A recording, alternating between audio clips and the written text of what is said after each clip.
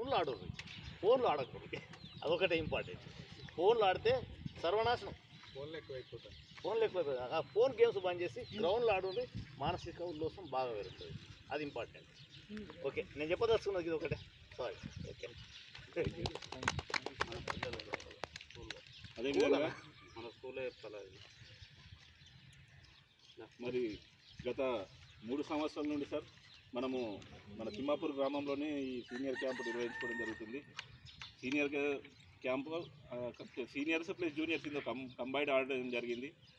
Last year మనము జూనియర్స్లో winners రాష్ట్ర స్థాయి క్రీడా పోటీల్లో నిజామాబాద్ జట్టు విన్నర్స్గా నిలిచింది.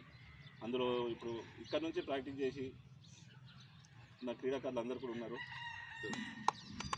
ఫస్ట్ ఆఫ్ ఆల్ మన పీటీ సార్కి గౌరవందనం తెలుపుకోవాలి. ఎందుకంటే మన డిస్టిక్ నుంచి తిమ్మాపూర్, ప్రత్యేకించి తిమ్మాపూర్ నుంచి ఒక రాష్ట్ర స్థాయి దేశ స్థాయి క్రీడాకారులను సెలెక్ట్ చేసుకుంటున్నందుకు ఫస్ట్ మన పీటీ సార్ గారికి.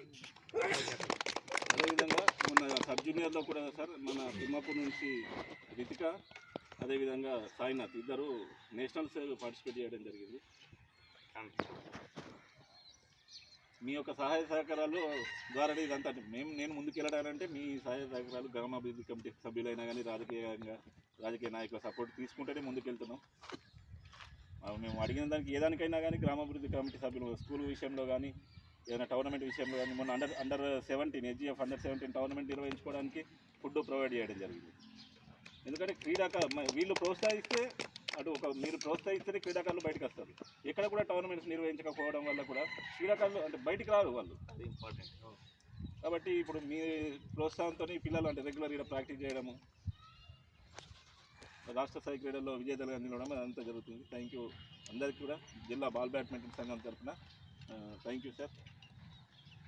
Thank you. ఒకసారి మీరు